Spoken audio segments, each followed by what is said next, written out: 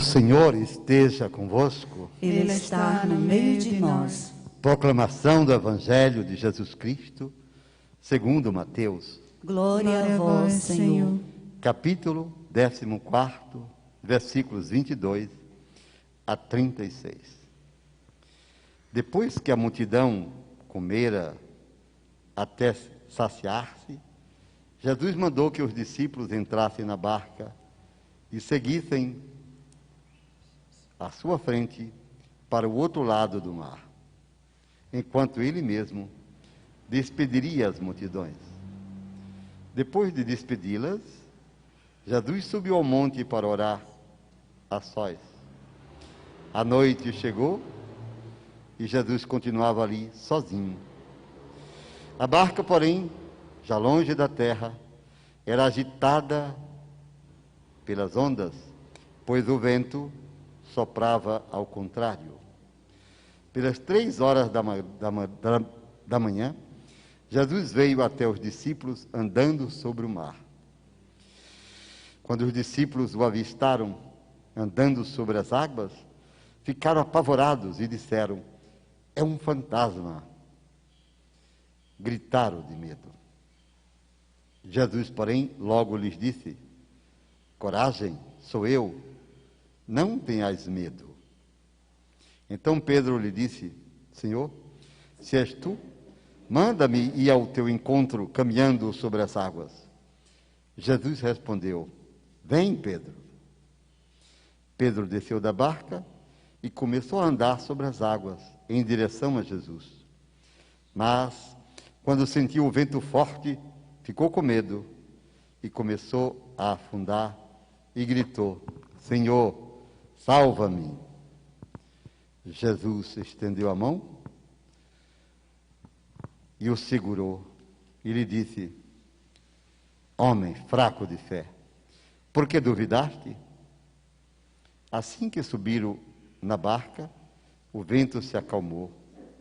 Os que estavam na barca prostraram-se diante dele, dizendo: "Verdadeiramente tu és o Filho de Deus."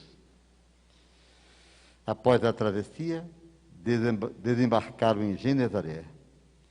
Os habitantes daquele lugar reconheceram Jesus e espalharam a notícia por toda a região. Então, levaram a ele todos os doentes e pediam que pudesse, ao menos, tocar a barra de sua veste. E todos que a tocaram ficaram curados. Palavra da salvação. Glória a vós, Senhor. Querido irmão, Padre Elisvaldo, que bom, na sua pessoa, saudar os irmãos redentoristas. A alegria imensa de receber vocês para o retiro. Os filhos de Santo Afonso. Rezem por eles, que hoje iniciam esse retiro da vice-província do Nordeste. Queridos irmãos e irmãs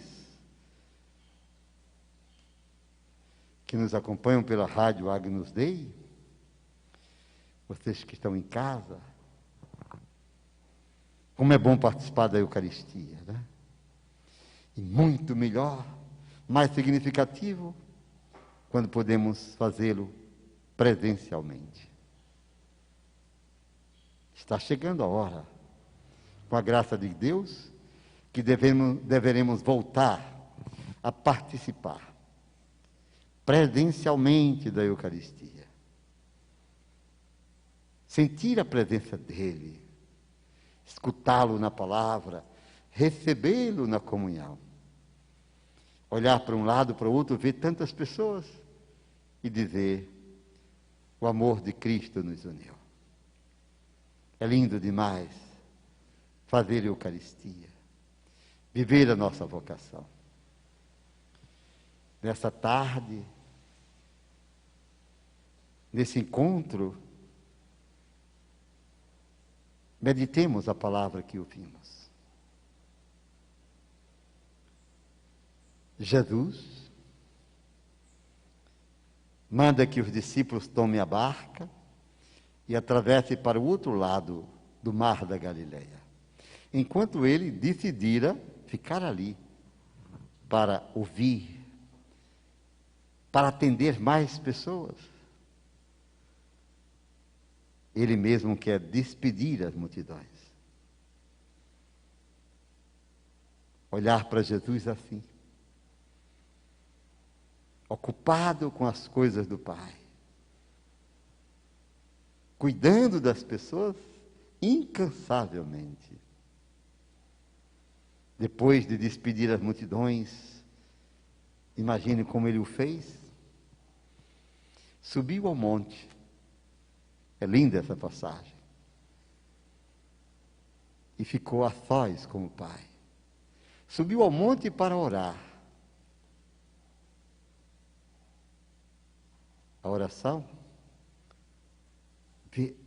vitaliza todo o corpo.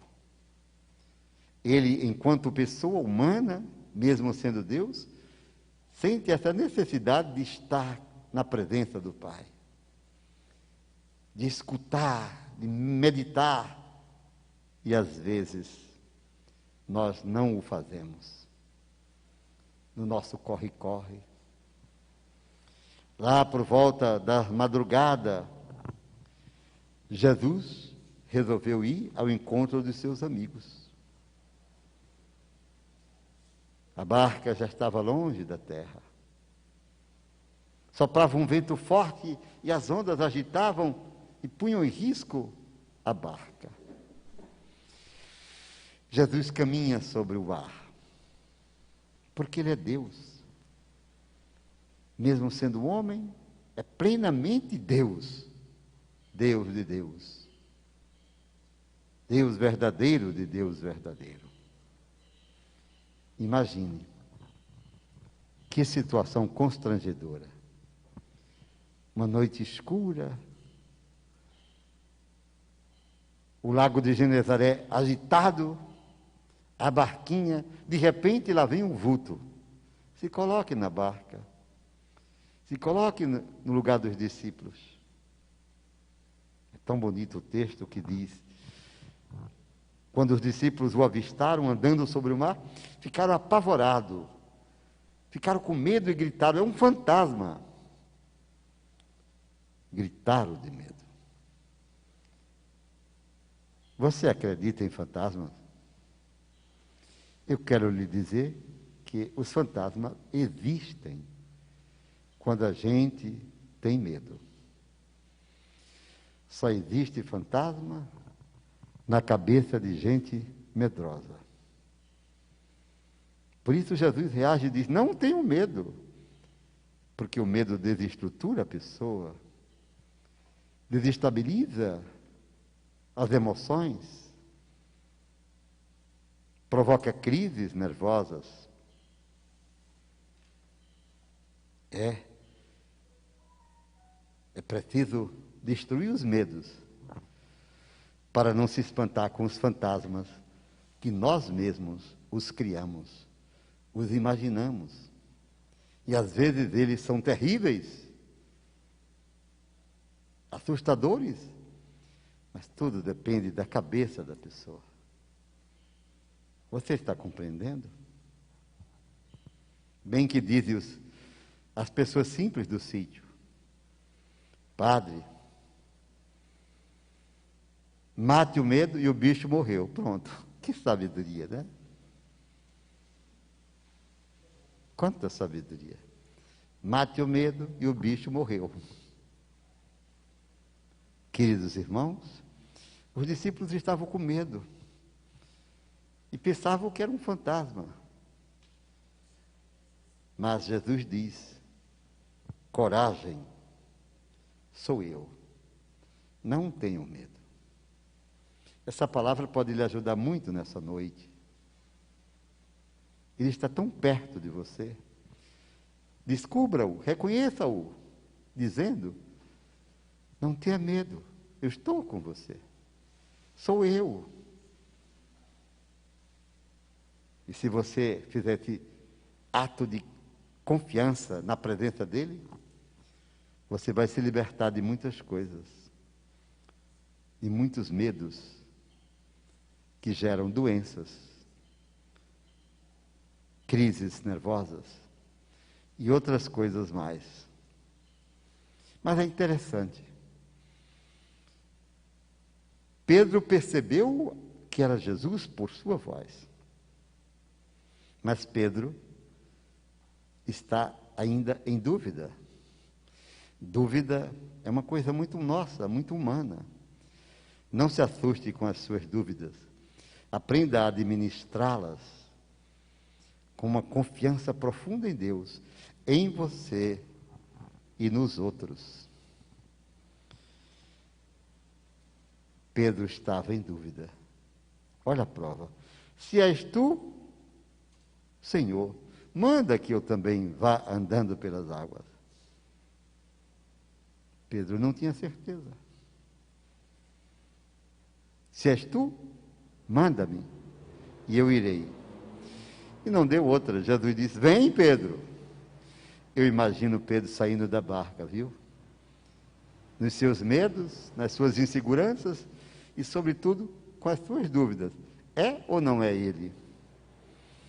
Quando a gente se relaciona com Jesus, não podemos ficar assim, pela metade, nos medos ou nas dúvidas.